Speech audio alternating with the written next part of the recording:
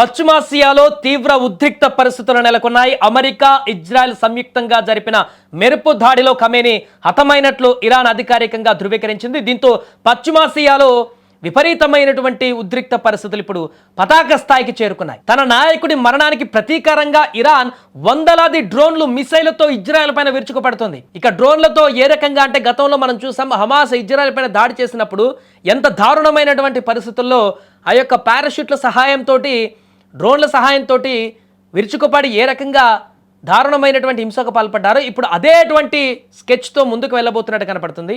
అటు జెరూసలేం నుంచి ఇటు టెలవీవ్ వరకు ఎక్కడా చూసినా కూడా సైరన్ల మోత, పేలుళ్ల శబ్దాలతో యుద్ధ వాతావరణం నెలకొంది. జెరూసలేం, టెలవీవ్, హైఫా వంటి నగరాలే లక్ష్యంగా ఇప్పుడు ఈ దాడులు జరుగుతున్నాయి.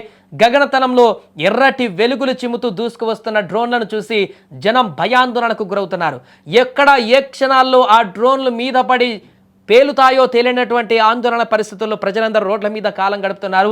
ఇజ్రాయెల్ ఉత్తర ప్రాంతాల్లో ప్రజలను సురక్షిత ప్రాంతాలకు ఇప్పటికే తరలించారు. ఇరాన్ దాడులను తిప్పికొట్టేందుకు ఇజ్రాయెల్ కూడా తన ఐరన్ డోమ్, ఆరో వంటి అత్యాధునిక రక్షణ వ్యవస్థలను యాక్టివేట్ చేసేసింది. జెరూసలేం ఆకాశంలోకి ప్రవేశించిన డ్రోన్లను ఇజ్రాయెల్ రక్షణ దళాలు గాల్లోనే పేల్చివేశాయి.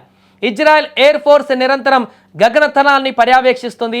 ఏ ఒక్క డ్రోన్ కూడా జనసాంద్రత ఉన్నటువంటి ప్రాంతాలలో పడకుండా జాగ్రత్తలు తీసుకుంటున్నారు.